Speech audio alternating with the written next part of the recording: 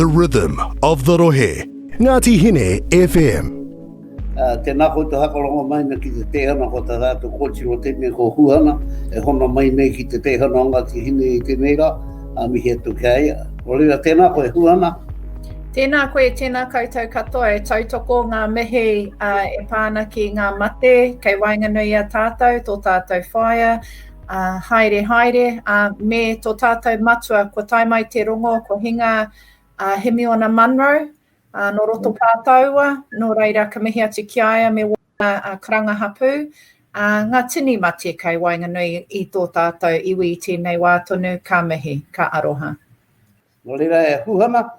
Ki te au nau, ia koutou e mahi ana mo te hauhora o Ngāti Hine e tohatohanga nei ngā kai ki wa tātou whanau roto whangare, I roto te motu I roto taitoke. O reira mihi atona ke koutou e Huhana, peha te ahuatanga o tēnā moena haere I tēnei wā.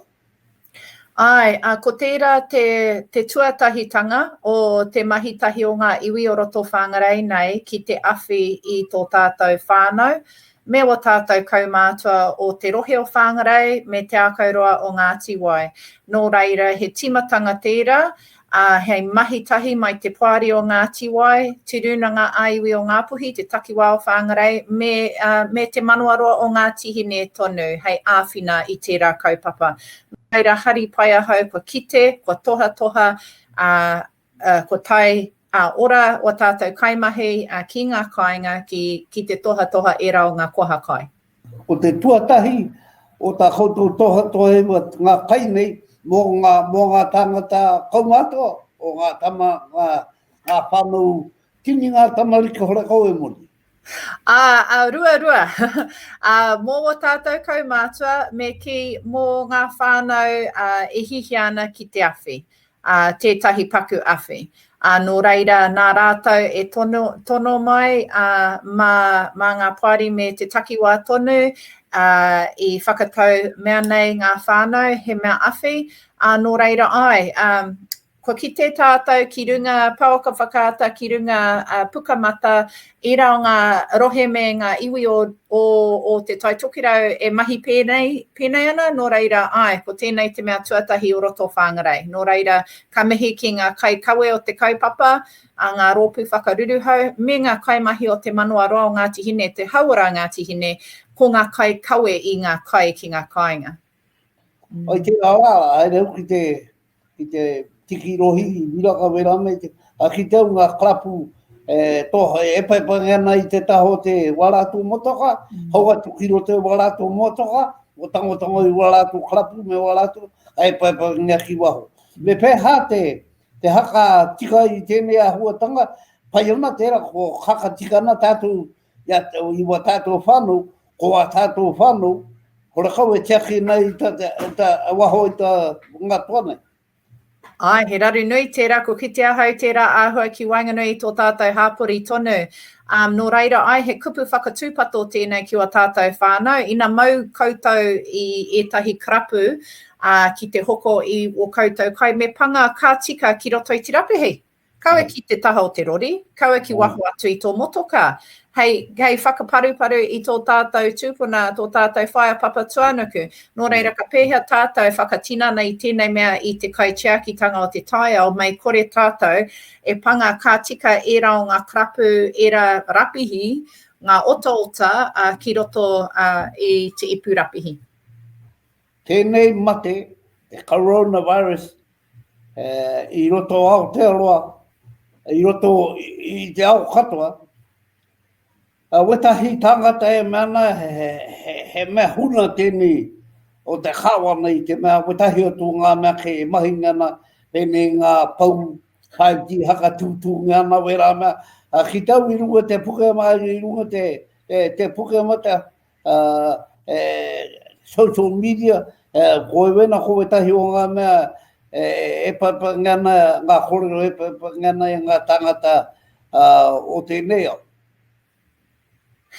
Ai, ko kite ahau e rā momo kōrero, rereke e pāna ki te 5G, me te hono tahi ki tēnei mate uruta. Engari ko tōku whakapai me tōku rongo, hore kau tērā I te tika. ko tēnei mate o te mate uruta, he huringa o te aoni, ia whakareanga ka kite ka pēnei tētahi tino mate puta I te ao, no reira I tēnei wā tonu, ko tēnei te wā mō te mate uruta. No reira me whakarongo, me noho kāinga, me haumaru tō tātou haere, me te noho ki roto I te hāpori, ki roto I ngā toa hoko kai. Ko te mea kē, he aha tō tātou huarahi mō ngā rā e tū mai nei. He timatanga hau. He wāhi hau tēnei mō tō tātou iwi mō Aotearoa me tau whānui, ka pēhea tātou whakatika I a tātou anō. Kei te whakatā a papa tuanaku I tēnei wātone. He mea pai tērā. Kua kite ahau ngā manu e haere oma haere ana ki runga I ngā rori. He mea pai tērā. Ko puta mai te taiao me te ki, ai, he pai tēnei wā whakatā. Nō reira, he aha ngā mahi o te krauna o tātou te iwi Māori mō ngā rā e tū mai nei, hei kawe I nei āhuaranga hau, he tirohanga hau, me cheaki te whanaungatanga, me cheaki anō I te taiao. Ka pēhea ngā Pākihi e ora ai anō o tātou taone, o tātou hāpori. Nō reira ai, he wā whakaro tēnei, kei te noho tātou ki roto I te maramataka o te wā whakatā, kore te whiwhia. Nō reira, me āta whakaro tātou. He aha ngā mahi e tika ana mō tātou mō ngā tau e tū mai nei. Ai huhana mihe tona kia koe me wā kororo, mihe tona kia koutou e mahi nei ngā mahi ngā tātou whānau me te hauhora o Ngāti Hine, puta noi I te taitokeru puta noi o te aroa, e mihe tona ki ngā tai mahi, e puta nei ki te mahi ngā mahi, e ahena kia mahia mō a tātou whānau. Nō reira, mō tēnei wā te kotiro, e mihe tona kia koe, noho ki tō hore, ko titi mate tāne haere, no lea tēnā koe, huana. The rhythm of the rohe.